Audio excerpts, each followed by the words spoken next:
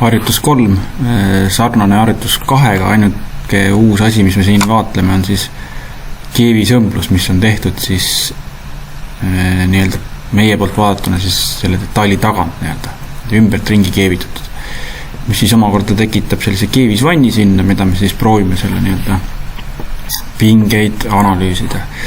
Mudel jällegi e-koolist alla tõmmatav ja mina võtan aluseks harjutuse 2 ja vahetan siin nii-öelda, proovin siin ära vahetada mudeli. Replace ja vahetan siis selle harjutus 3 vastu ära, et siis koormused ja muu jääb samaks.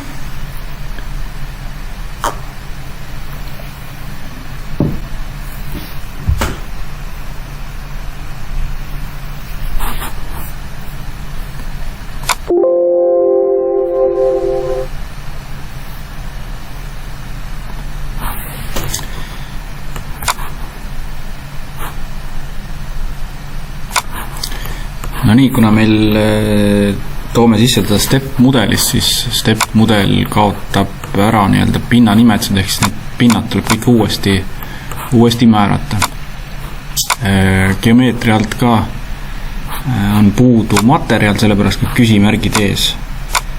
Ja kuna tegemist on roostejõuva terasega, siis ma lisan selle igale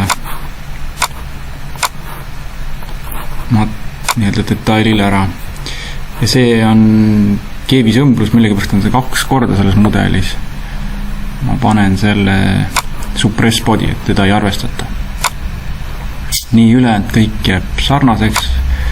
Nüüd compression only support, mis oli meil sein. Ja määran ära kõigile, mis seine puudutavad pinnad, selekteerin ära. Cylindrical support oli boldid. Displacement olid meil need seibialused pinnad ja jõud on määratud siia. Paistab, et siin on mudelis on midagi teist, koordinaadistik teist moodi, et nii, näeme nulliks ei.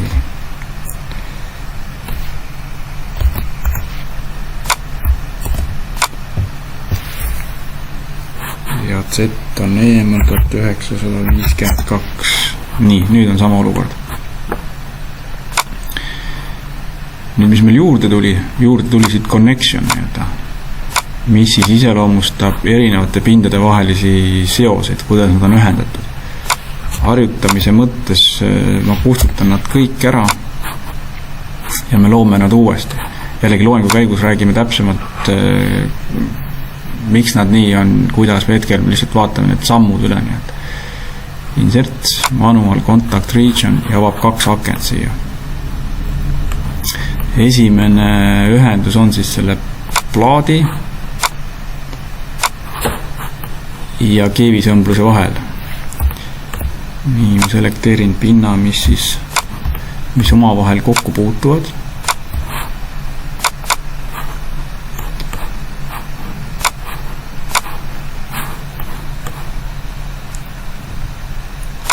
Ja siin siis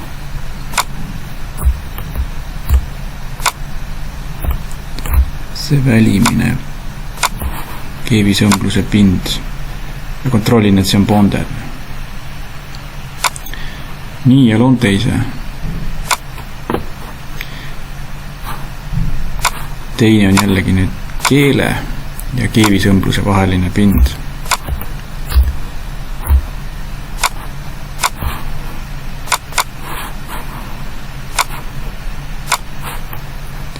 Ja seekord ma selekteerin siis keevisõmbluse sisemised küljed. Ja ka see on bonded. Ehk siis see jõud liigub mööda seda varrast siia keeleni keele kaudu liigub ta keevisõmblusest ja keevisõmbluse kaudu siis läbi selle taldmiku nii-öelda ja läbi poltide seina külge, nii et see rada on paigas. Arusaadavalt, kas need küljed hakkavad siin takistama seda, aga me hetkel jätame selle arvestamata. Ja nagu eelmise harjutus, et täpset tulemust saada, siis jällegi me peame võrgustikku hakkama tihendama selliselt, et see tulemus stabiliseeruks ära mingil maal. Nüüd, et vaadelda neid kontaktpindadel asetsevaid surveid, selleks ma peaksin võtma kasutusele kontakttuul ja siia alla lisama siis nii-öelda pressure. Siis ma näen ka neid pingeid.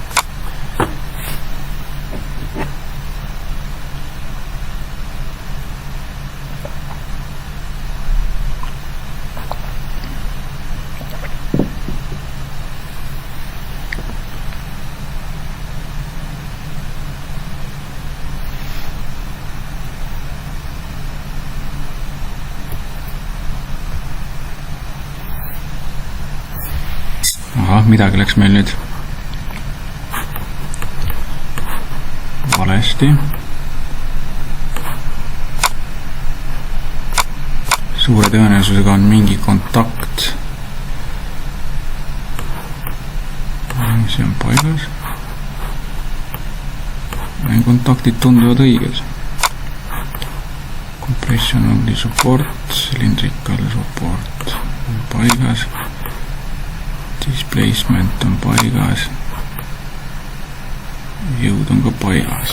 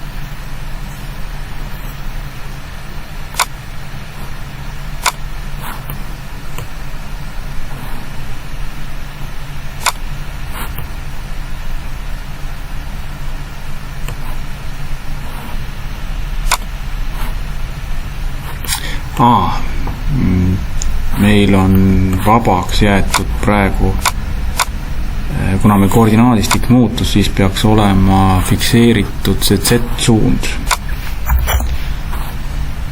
Nii, analüüsime uuesti. See on siis see, mis meil takistab sellel klambri seina küljest ära tulemast.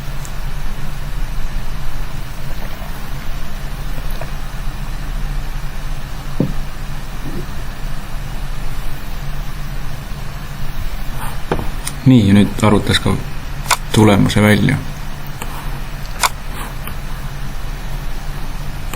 Selline tõmbus on muidugi suurendatud tulemus. Nüüd seda vaadata veel.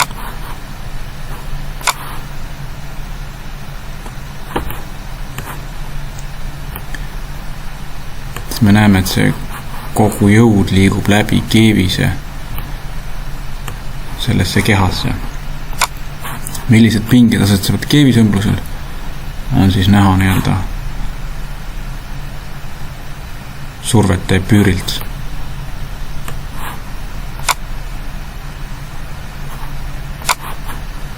Kui nüüd panna õigisse suurusesse, siis on selline on see deformatsioonid üks ühele. Jällegi, et seda tulemust kätte saada, siis peaks natukene vaeva nägema veel selle võrgustikuga ja niimoodi see protsess võiks käia.